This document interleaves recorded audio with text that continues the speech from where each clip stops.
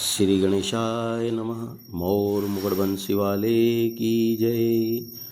प्रज्वार का अपनी सेना लेकर पुरंजन के मारने के वास्ते जाना।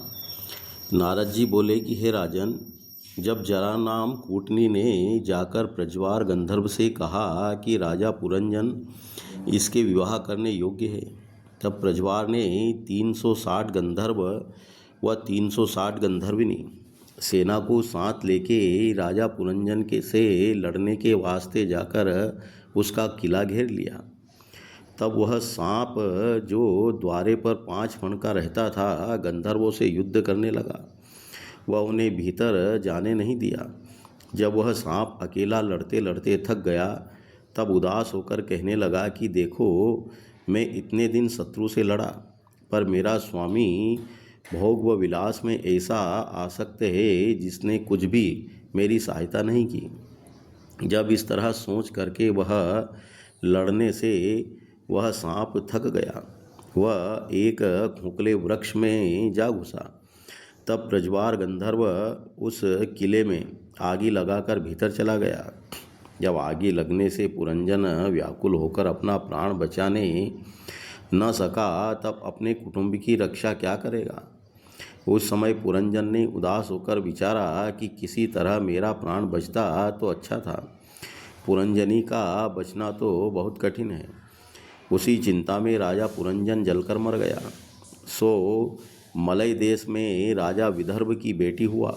वह कारण स्त्री होने का यह है कि मरती समय पुरंजनी में उसका ध्यान लगा था, इसलिए स्त्री का तनु पाया।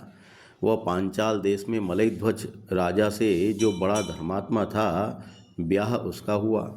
सो बहुत दिन तक उसने गृहस्थी का सुख उठाया। वह 7 बेटे व कई पोते उत्पन्न हुए। राजा मलयध्वज का मरना व पुरंजन का अविज्ञात अपने मित्र से भेंट करना।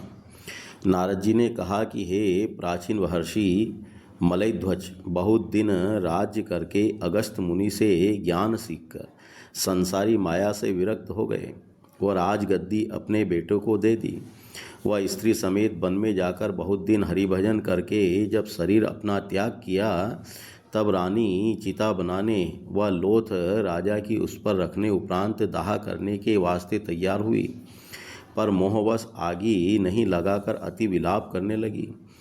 तब अविज्ञात उसके पुराने मित्र ने वहाँ आनकर उसे पहचाना कि यह वही पुरंजन है जिसने मेरा साथ छोड़कर पुरुष से स्त्री का तनु पाया।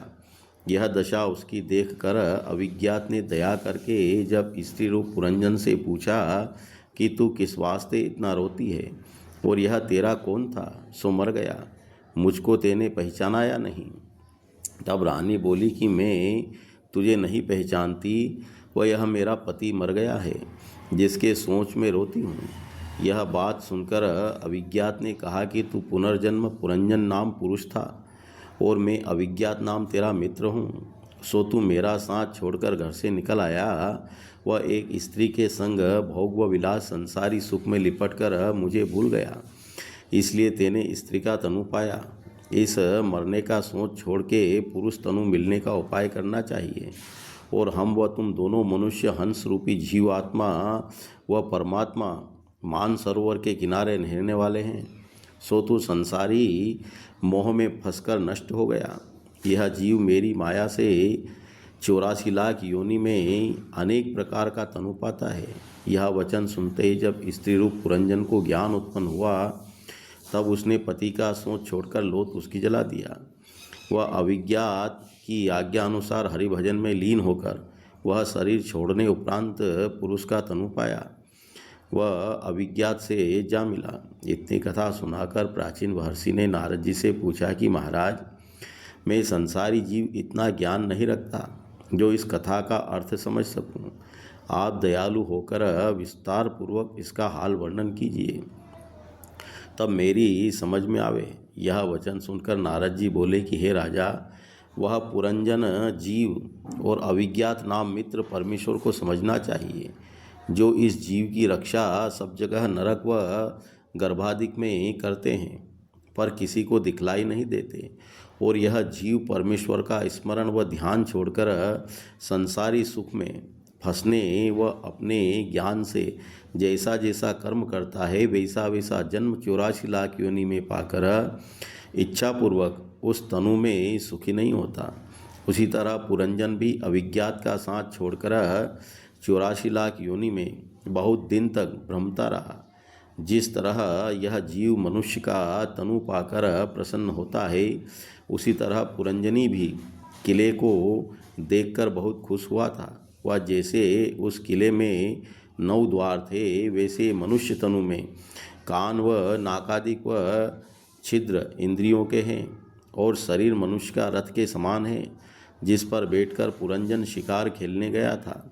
उस रथ के घोड़े इंद्रियों को समझना चाहिए। जिस ओर मन आदि इंद्रियां दौड़ती है वही मनुष्य करता है, और मनुष्य के अहंकार को यह सांप जो पुरंजन के किले के दरवाजे पर देखा था समझना चाहिए। किस वास्ते कि मनुष्य बुढ़ाई समय भी अपना अहंकार नहीं छोड़कर कहता है कि हम मरते दम तक अपने लड़के वालों का पालन करेंगे, और यह बात नहीं जानता कि सब पालन करने वाला परमेश्वर है। मनुष्य की बुद्धि को वह स्त्री जिस पर पुरंजन मोहित हुआ था समझना चाहिए। जिस तरह मरते दम तक बुद्धि मनुष्य के साथ रहकर अपनी इच्छापूर्वक उससे काम कराती है, उसी तरह पुरंजन ने भी उस स्त्री के वश रहकर आयुर्धा अपनी बिताई। वह जैसे अज्ञान मनुष्य अपनी बुद्धि व कर्तव्य के समान परमेश्वर त्रिलोकीनाथ उत्पन्न व पालन करने वाले को भूलकर वह पुराणों की बातों पर विश्वास न रखने से अंत में दुख पाता है, जैसे पुरंजन भी अविज्ञात अपने मित्र का साथ छोड़ने व बुद्धि रूपी स्त्री का संग करने से बहुत दुखी हुआ था। वह जिस तरह मनुष्य परमेश्वर परिश्रम करने पर भी अपना मनोरथ न पाकर पछताता है, उसी तरह पुरंजन ने भी जलने व मरने के समय चिंता की थी। वह मनुष्य के तनु में काम, क्रोध, लोभ, मोहादिक जो भरा रहता है, उसको पुरंजन का परिवार समझना चाहिए। जिस तरह बुढ़ाई मरने वालों की खबर काल के यहाँ जाकर देती है कि उसको मार ले, उसी तरह जरा नाम कूटनी ने भी पुरंजन की बुढ़ाई देखकर प्रज्वार गंधर्व से उसके मारने के वास्ते कहा था, और वह कला कन्या मृत्यु होकर प्रज्वार गंधर्व को अंत समय का विषम ज्वर जानना चाहिए। वह उसके साथ जो 360 गंधर्व थे, उन्हें दिन व गंधर्वनियों को रात्रि जानकर वही काल की सेना समझो। जिस दिन वह रात्रि के बीतने से आयुर्धा पूर्ण होने उपरांत काल मार लेता है, वह जिस तरह बुढ़ाई समय इंद्रियों के सामर्थ्य न रहकर लोहू व मांस शरीर का सूख जाता है, उसी तरह प्रज्वार गंधर्व की सेना ने जाकर पुरंजन का किला जला दिया। वह मरते समय जिस चीज़ में मनुष्य का ध्यान लगा रहता है, मरने उपरांत वही तनु पाता है। सो पुरंजन का चित्त मरते समय पुरंजनी में लगा था, इसलिए वह स्त्री हुआ। सो अबला होने से अपने पति की आज्ञा में रहकर दिन काटने पड़ते हैं। वह जब तक इस जीव की मुक्ति नहीं होती तब तक उसी तरह 84 लाख योनि में जन्म पाकर दुख से नहीं छूटता। जब वह अविज्ञात नाम मित्र जो ईश्वर है दया करके मनुष्य तनु में किसी साधु व महात्मा से भेंट करा दे, वह उस महात्मा के ज्ञान उपदेश करने से मनुष्य हरि कथा व कीर्तन सुनकर अज्ञान छोड़ के हरि चरणों में प्रीति करे, तब ईश्वर का भजन व स्मरण करके जन्म व मरण से छूटे। जिस तरह पुरंजन अविज्ञात मित्र की कृपा से पहला तनु अपना पाकर मुक्त हुआ था, सो राजा बिना ईश्वर की दया से साधु व महात्मा के दर्शन व सत्संग मिलना कठिन है। वह मनुष्य बिना सत्संग व सेवा करने हरिभक्तों के संसारी रूपी जाल से निकल नहीं सकता। सो तुमने बहुत दिन तक राजगद्दी पर बैठकर संसारी सुख भोगा व बहुत सा यज्ञ व दान करके यश पाया। अब तुम्हें उचित है कि मन अपना विरक्त करके हरि चरणों में प्रीति लगाकर परमेश्वर का भजन व स्मरण करो, जिसमें तुम्हारा परलोक बने। वह जब संसारी मोह छोड़कर हरि चरणों में भक्ति न करोगे तब तक आवागमन से छूटना बहुत दुर्लभ है।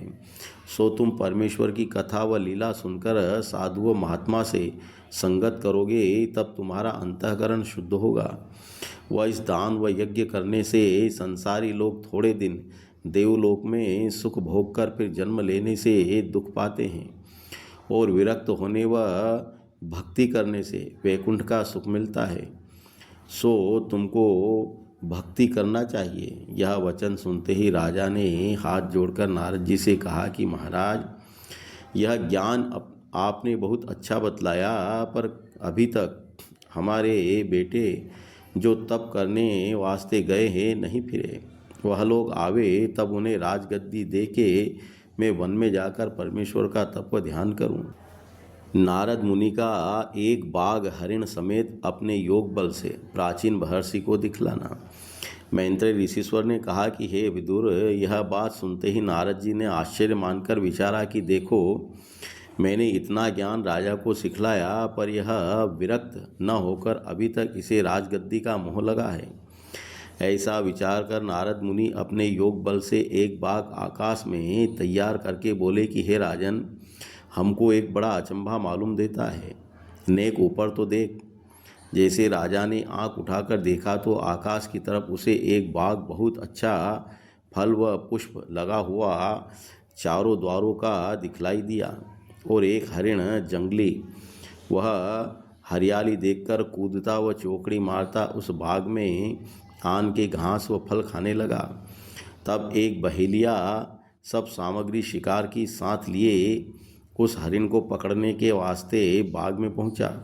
वह उसने एक द्वारे पर जाकर जाल लगाकर दूसरे द्वारे से कुत्ते को ललकारा। वह तीसरे द्वारे पर आग लगाकर चौथी डेवड़ी पर आप धनुष बाण साध कर खड़ा हुआ और वह हरिण यह दशा देखने पर भी कुछ डर न मानकर खुशी से पत्ती व फल खाता था।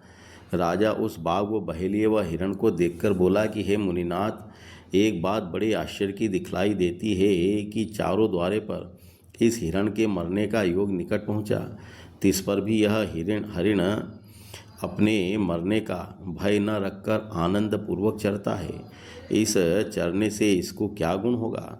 यह वचन सुनते ही नारद जी मुस्कुराकर बोले कि हे राजा, तेरा भी तो यही हाल है। बुढ़ाई आने से तेरी सब इंद्रियों की सामर्थ्य जाती रही। वह मृत्यु का दिन निकट पहुंचा।